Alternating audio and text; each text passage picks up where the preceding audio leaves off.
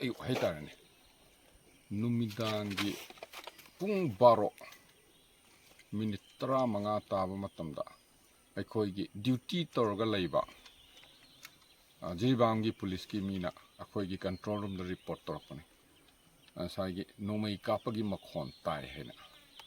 nongmei kapasi amro anira kapaga amuk khar chawba makhon tai he maduda akoigi immediate ka response noidi kapuno akoigi police ti yana restraint leiba nongmei ja akoina hallaga kaptaba ama tawi ahanbada aduga akoigi CDO team se thajillaga akoigi position se strengthen tawi haiba matam asida akoina commandant Assam Rifle Colonel Akash ka paw faunai adagidi akoigi kuki inpi gi president Jiribam Tamenglong kuki inpi gi president Jangmin Thang Singson ga jawari faunai adagidi kola tholgi akoigi kahera mutum sadananda ga paw faunai matam sida akoina khangma ngambasi gular thol amasung phaitol anijigi marakta yamna naknaba mari lei moi masen paw faunai phaitol kamuna ju hairi akoi ju kanano thiri noi pakhat kano akoi mathakta kanna thiri keno torosi langosi kholosi haibsi hai adagi makharom dagi su police amasung Assam Rifle yamna phajaba wana police amasung Assam Rifle anisi unified oina nomai makhonji somdagi tai herga moina su additional I think force thajilaga moi officer tharga search ama toy nungdang sida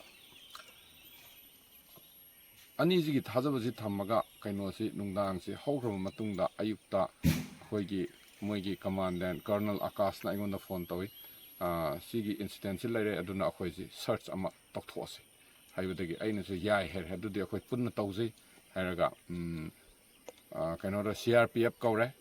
Tamenglongi police kaure 5MR kaure adumain tawga akhoigi search asi kainoda akhoigi gular thon maitei side haidaran maitei rongi side ta hanbada akhoina search tawi puma pandawi search aduga yawriba teamna Assam Rifle CRPF adagi Tamenglongi police adagi 5MR mi sorona chani yang khaigumba sugani adu search tawre adumain tawga somgi side ta akhoina bunker sandbag na tawga semba kaino ama songi side ta thengnei meitirungi side ta madu akoina lokthoi masi tawroisi kholoisi herga yum manga truk search tawre adugi matungda amuk mathakta kar se herga akoigi complete team se kaino da faitol da haigalaga Dominic school da phajana pullo matungda phajana briefing tawra matungda amuk mafamji search tawbasi hawi aduga matang aduda makoigi khungi ningthaugi nupi adagidi hana KSO da yaramba leader mayam akoigi kaino sida search sida khungang sinasu support tawi moina support tawra matungda akoina mafam jaga ahumda kaino tawre moigi sandbag tawga tawba bunker sing se akoina lokhthoe adumain tawga akoigi bomb gumba singbagi electric bomb dinataba sar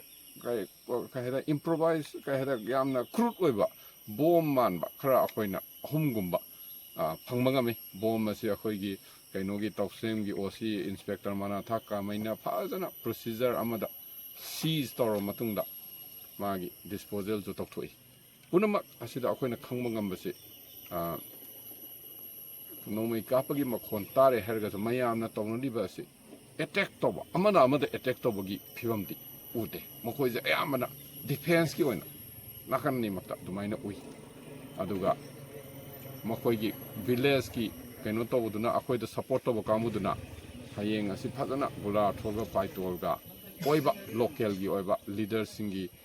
praja singi oiba meeting torga thaina dagi gula thol amasung paitol gi laineriba mari the best torga santi puraksi habasi yanaraga